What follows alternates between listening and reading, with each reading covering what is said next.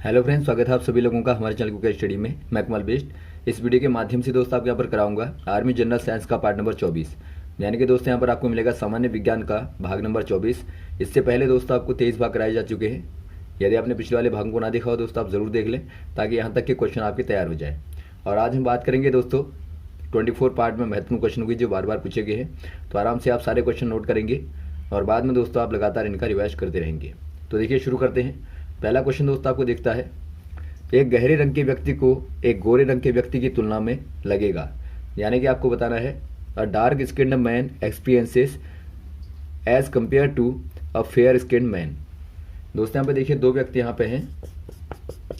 एक यहाँ पे है डार्क स्किन वाला, डार्क स्किन मैन, और ये आपका है दोस्तों फेयर। फेयर कहें या फिर आप वाइट कहें दोस्तों, यानी कि एक प्रकार से आप कहेंगे गोरा स्किन वाला जो मैन है। तो दो व्यक्ति हैं, इनमें से दोनों को दोस्तों क्या लगेगा आपको बताना है। आपने दोस्तों एक लॉ पढ़ा होगा जो कि कहलाता है स्टीफन लॉ।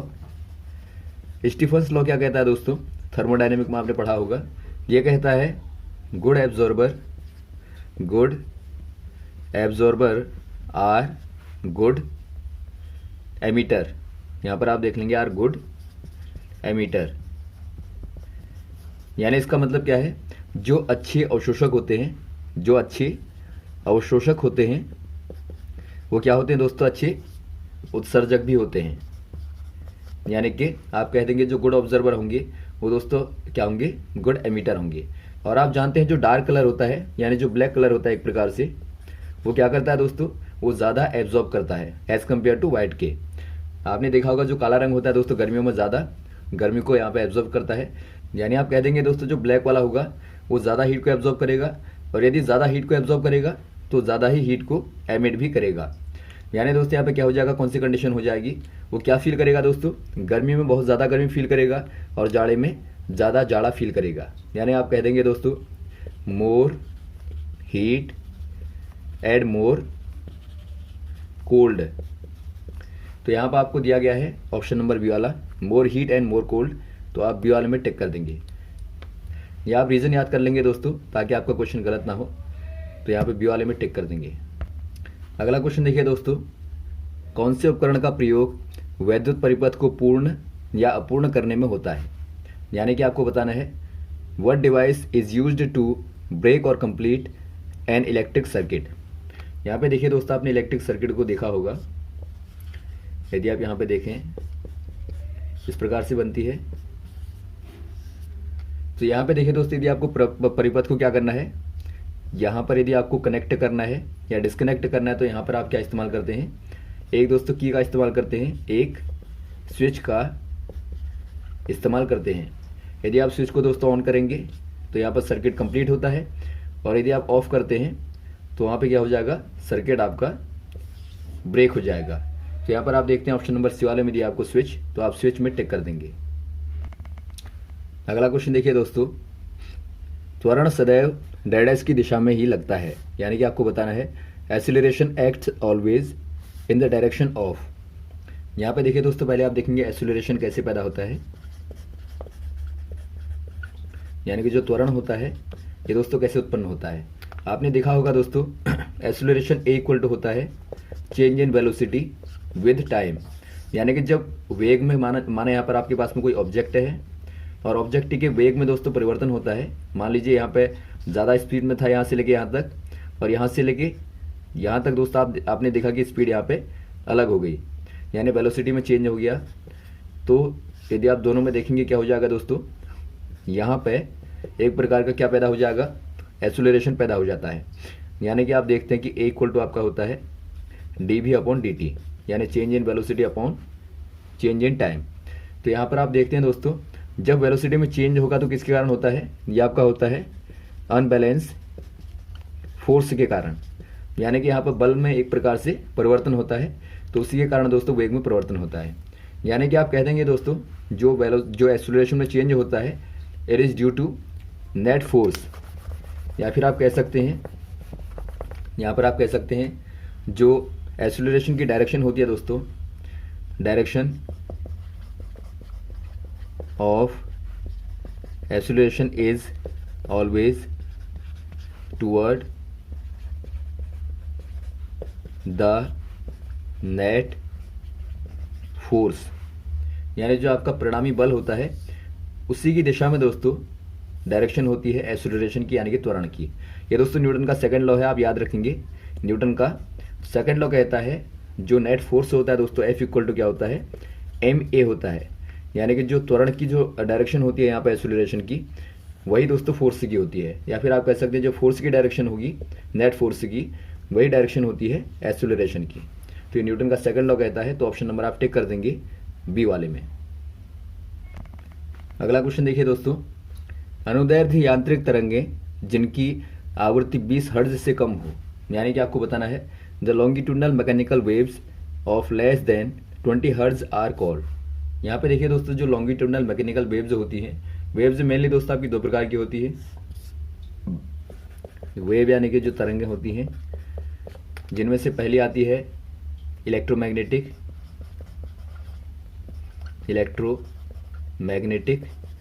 या फिर आप कह सकते हैं वैद्युत चुंबकीय जो तरंगें होती हैं।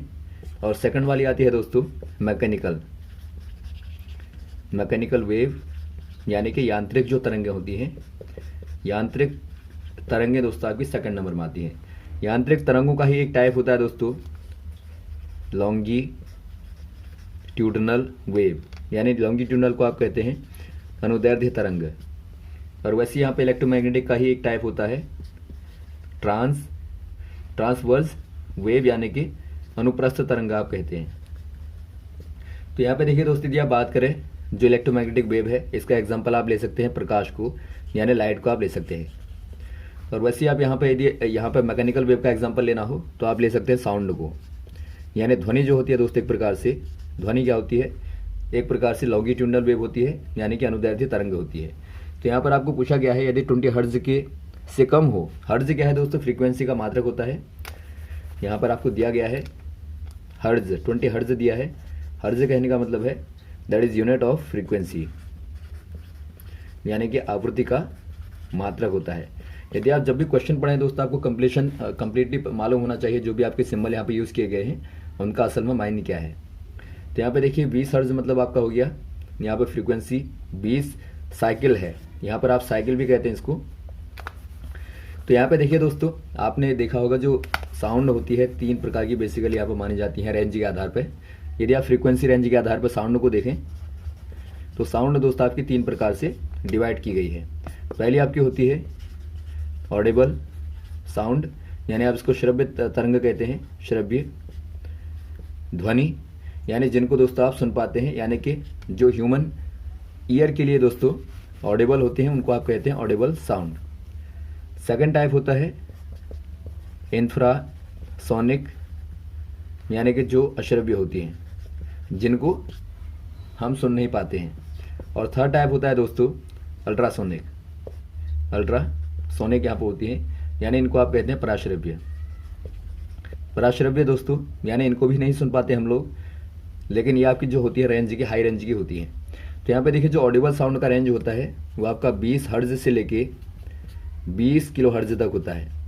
किलो हर्ट्ज कहने का मतलब है दोस्तों, किलो हर्ट्ज कहने का मतलब है 20,000 हर्ट्ज, यानी कि 1 किलो हर्ट्ज बराबर 1000 हर्ट्ज होता है। तो यहाँ पर आपने देखा ये आपका श्रव्य का रेंज होता है। यदि आपका दोस्तों नीचे वाली रेंज जो है, यानी जो 20 हर्ट्ज है, इससे नीचे की यदि ध्वनि होती है तो उसे आप कहते हैं दोस्तों अश्रव्य ध्वनि, यानी कि इंफ्रासोनिक आप कहते हैं। और यदि यहाँ पर 20 किलो हर्ट्ज के ऊपर होगा, यानी जो ऊपर वाली रेंज है ऑडिबल की, उससे यदि ऊपर की फ्रीक्वेंसी होती है दोस्तों, इसको आप कहते हैं अल्ट्रासोनिक, यानी कि पराश्रव्य ध्वनि। तो यहाँ पर आपको जो दिया गया है, आपको नीचे वाली रेंज से नीचे पूछा गया है, तो यहाँ पर आप कह देंगे ये क्या हो जाएगी दोस्तों, इंफ्रासोनिक हो जाएगी, ऑप्शन नंबर बी वाला। अगला क्वेश्चन देखिए दोस्तों, रॉबर्ट कोच ने डेडस का आविष्कार किया, यानी कि आपको बताना है Robert Koch has invented the. Robert Koch ने क्या इन्वेंट किया दोस्तों, इन्होंने इन्वेंट किया था इलेक्ट्रॉन माइक्रोस्कोप का,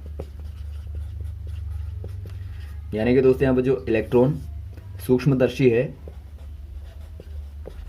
इसका आविष्कार किया गया था रॉबर्ट कोच के द्वारा। ये क्या है दोस्तों, माइक्रोस्कोप के द्वारा आप जानते हैं बॉडी को आप ज़्यादा मैग्नीफाई करके देख पाते हैं। बेसिकली दोस्तों यहाँ पे देखिए माइक्रोस्कोप 2 टाइप के होते हैं। एक आपका होता है ऑप्टिकल माइक्रोस्कोप, ऑप्टिकल या फिर आप इसको कह सकते हैं लाइट माइक्रोस्कोप, लाइट माइक्रोस्कोप। और सेकंड वाला होता है दोस्तों इलेक्ट्रॉन माइक्रोस्कोप। यहाँ पे देखिए दोस्तों जो ऑप्टिकल माइक्रोस्कोप होता है, यहाँ पर आप दोस्तों यूज़ करते हैं लाइट का, यानी कि जो आपकी इल्यूमिनेशन बीम होती है दोस्तों, वहाँ पर आप प्रकाश का यूज़ करते हैं। लेकिन in case of electron microscope, यहाँ पर आप दोस्तों इल्यूमिनेशन के तौर पे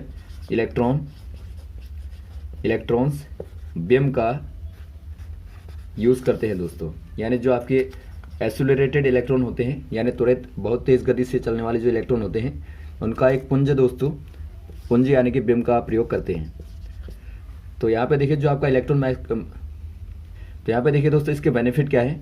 जो इलेक्ट्रॉन माइक्रोस्कोप है दोस्तों, ये आपका किसी पार्टिकल को, किसी ऑब्जेक्ट को मैग्नीफाई कर सकता है बिलियन टाइम तक, यानी कि एक प्रकार से लाखों गुना दोस्तों वस्तु को ज़्यादा मैग्नीफाई कर सकता है, यानी कि बड़ा बना सकता है।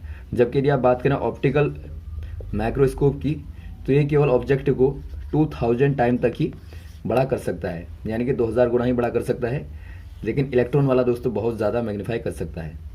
और इसी के माध्यम से आप यहाँ पे देख पाते हैं जो छोटे छोटे पार्टिकल होते हैं, यहाँ तक कि हमारी बॉडी में जो सेल्स होती हैं, कोशिकाएं होती हैं, उनको भी दोस्तों इसके माध्यम से देखा जाता है। अगला क्वेश्चन देखिए दोस्तों, यदि वस्तु खोखली हो तो उसका गुरुत्वीय केंद्र होगा, यानी कि आपको बताना है if the body is hollow then its centre of gravity lies. यहाँ पे देखिए दोस्तों जो सेंटर ऑफ ग्रेविटी होती है, यानी आप इसको कहते हैं गुरुत्व केंद्र। ये क्या होता है दोस्तों, ये आपने देखा होगा, माना कोई बॉडी यहाँ पे है, तो इसका जहाँ पे भार लगभग कॉन्सेंट्रेट होता है, यानी कि आप कह देंगे point of a body where its total weight concentrated, this point is called centre of gravity, यानी कि सीजी। यानी कि दोस्तों यहाँ पर आपको ऐसा बिंदु देखना होता है किसी भी वस्तु में जहाँ पर उसका लगभग संपूर्ण भार केंद्रित होता है। आपने देखा होगा दोस्तों, माना यहाँ पर आप कोई यूनिफॉर्म, तो यहाँ पर आप देखेंगे दोस्तों, यदि आप सेंटर पर कोई पॉइंट लें तो यहाँ से आप वस्तु को लटका दें तो आप देखेंगे वस्तु यहाँ पर बैलेंस हो जाएगी। यानी कि जहाँ पर बैलेंस होती है वही क्या है दोस्तों, वही वस्तु का सीजी है, यानी कि सेंटर ऑफ ग्रेविटी है। लेकिन यदि आप वस्तु को हॉलो ले लें, मान लीजिए आपने कोई चूड़ी ले ली या फिर आपने कोई हॉलो सिलेंडर ले लिया, यानी अंदर से खोखला है, तो खोखले वाले केस में दोस्तों हमेशा ही जो सीजी होता है वस्तु के बाहर होता है, यानी कि ऑब्जेक्ट के आउटवर्ड में होता है। जबकि यदि बॉडी पूरी भरी होगी, यानी कि सॉलिड फॉर्म में होगी दोस्तों, तो वहाँ पर हमेशा ही कहाँ होगा, इनवर्ड में होगा, यानी कि उसकी बॉडी के अंदर होगा। तो ये आप दोनों पॉइंट को ध्यान देंगे। इनसाइड में यहाँ पे जब भरी होगी, यदि आपकी खाली होगी दोस्तों, हॉलो होगी, तो ऐसे केस में आउटवर्ड में होगा। तो ऑप्शन नंबर आपको बी वाले में दिखता है, आउटसाइड द बॉडी, वस्तु के बाहर। अगला क्वेश्चन देखिए दोस्तों, 1 fermi unit is equal to. Fermi क्या होती है दोस्तों, फर्मी एक प्रकार से बहुत छोटी डिस्टेंस की यूनिट होती है। एग्जाम्पल के तौर पर आप ले सकते हैं, जो फर्मी के द्वारा दोस्तों मेजर करते हैं, ये आप मेजर करते हैं खास तौर पर एटॉम की रेडियस को, यानी कि जो परमाणु की त्रिज्या होती है दोस्तों, आप उसको मेजर करते हैं। तो यहाँ पे देखिए 1 फर्मी इक्वल टू होता है 10⁻⁻15 मीटर, यानी कि 10⁻⁻15 मीटर होता है एक फर्मी के बराबर। तो ऑप्शन नंबर आपको दिखता है बी वाला, तो बी वाले में आप टिक कर देंगे। वैसे ही दोस्तों एक क्वेश्चन आता है 1 एंगस्ट्रॉम बराबर क्या होता है, तो 1 एंगस्ट्रॉम बराबर होता है दोस्तों 10⁻⁻10 मीटर। तो इसको भी आप याद रखेंगे। अगला क्वेश्चन देखिए दोस्तों, एक चुंबक के साथ चुंबकीय क्षेत्र की दिशा होती है, यानी कि आपको बताना है what is the magnetic field direction with in the magnet. दोस्तों यहाँ पे देखिए, यदि आप यहाँ पर कोई मैग्नेट लें, कोई आपने बार मैग्नेट यहाँ पे लिया, तो मैग्नेट में दोस्तों क्या होते हैं, दो पोल होते हैं। यहाँ पर आप मान लेंगे एक पोल आपका ये वाला हो गया और एक पोल आपका ये वाला हो गया, यानी आप एक को कहते हैं नॉर्थ पोल और सेकंड वाला आपका साउथ पोल। तो यहाँ पे क्या होता है दोस्तों, यहाँ पर जो नॉर्थ पोल होता है वहाँ से तरंगें निकलती हैं और साउथ की ओर जाती हैं। इस प्रकार से आप देखते हैं लगातार यहाँ पे इलेक्ट्रॉन दोस्तों सर्कुलर मोशन कर रहे होते हैं, यानी वृत्तीय गति कर रहे होते हैं। तो यहाँ पर आप कह देंगे हमेशा ही जो डायरेक्शन होती है मैग्नेटिक फील्ड की, magnetic field direction with in a magnet क्या होगी दोस्तों, ये आपकी नॉर्थ टू साउथ होती है। यानी कि यहाँ पर आप कह देंगे दोस्तों फ्रॉम नॉर्थ टू साउथ, यानी कि उत्तर से दक्षिण की ओर। अगला क्वेश्चन देखिए दोस्तों, विशिष्ट प्रतिरोध का मात्रक क्या है, यानी कि आपको बताना है what is the unit of specific resistance. यहाँ पे देखिए दोस्तों जो स्पेसिफिक रेजिस्टेंस होता है, यानी कि आप इसको कहते हैं विशिष्ट प्रतिरोध।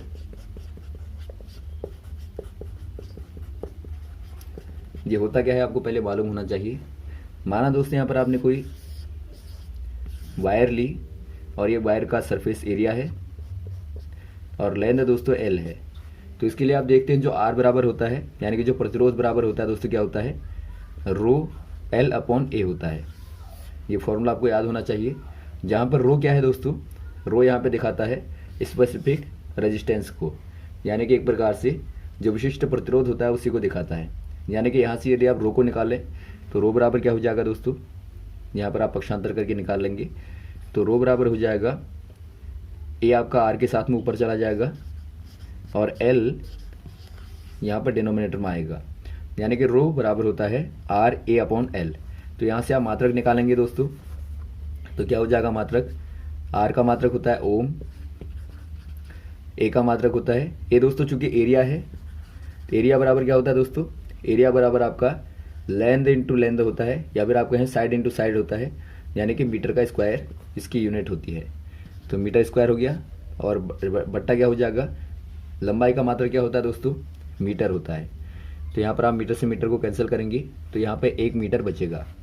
यानी कि यहाँ पर आप देखते हैं दोस्तों ओम गुणा मीटर आपको दिखता है, यानी कि जो विशिष्ट प्रतिरोध होगा उसका मात्रक क्या हो जाएगा दोस्तों, ओम गुणा मीटर।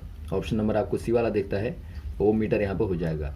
और एक क्वेश्चन का आंसर आप बताएंगे दोस्तों कमेंट में, जो महो होता है ये किसका मात्रक होता है, यानी महो आपको बताना है दोस्तों कौन सी वाली राशि का मात्रक होता है, कौन सी वाली क्वांटिटी का यूनिट होता है। अगला क्वेश्चन देखिए, अगला क्वेश्चन आपको दिखता है natural rubber is polymer derived from. यहाँ पे देखिए दोस्तों जो नेचुरल रबर होता है, नेचुरल रबर जो होता है दोस्तों एक प्रकार का पॉलीमर है। पॉलीमर कहने का मतलब होता है ये दोस्तों एक प्रकार की लंबी चेन होती है, यानी कि छोटे छोटे यूनिट कंपाउंड को मिला के आप एक बड़ी सी चेन बनाते हैं तो उसी को दोस्तों पॉलीमर कहते हैं, यानी कि बहुलक कहते हैं एक प्रकार से।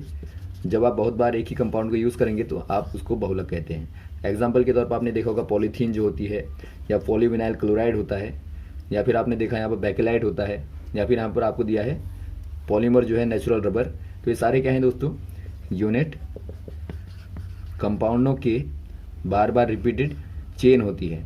तो यहाँ पर आपको पूछा गया है जो यूनिट कंपाउंड होगा, यानी कि जो यहाँ पे इकाई वाला जो कंपाउंड है दोस्तों वो कौन सा होता है आपको बताना है। ये आपका होता है दोस्तों आइसोप्रीन। आइसोप्रीन को यदि आप देखें दोस्तों तो यहाँ पर आपका C single bond C double bond CH2 और H यहाँ पर आपका CH3 और डबल बॉन्ड CH2। तो ये दोस्तों क्या होता है, आइसोप्रीन का फॉर्मूला होता है, केमिकल फार्मूला। और यदि आपको यूनिट पूछा गया है तो आप टिक कर देंगे ऑप्शन नंबर ए वाले में। तो यहाँ तक दोस्तों आप क्वेश्चन को तैयार करें, उम्मीद है आपको क्वेश्चन अच्छे लगे होंगे। और भी इस प्रकार के क्वेश्चन को दोस्तों आपको लगातार बताते रहेंगे, हमारे साथ भी बने रहेगा। ओके, थैंक्स, जय हिंद, जय भारत।